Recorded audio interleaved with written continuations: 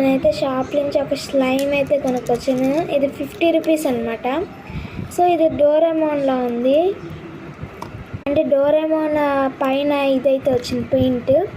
So ఇది honey slime లాగా ఎంత బాగుందో చూడండి. ఇది బాగా సాగుతుందన్నమాట. మీకోసం ఫేస్ మాస్క్ చేస్తాను నేను. ఎంత బాగా సాగుతుందో చూడొచ్చు మీరు. ఇక్కడ వాళ్ళ రోల్ అవుతుంది కూడాను.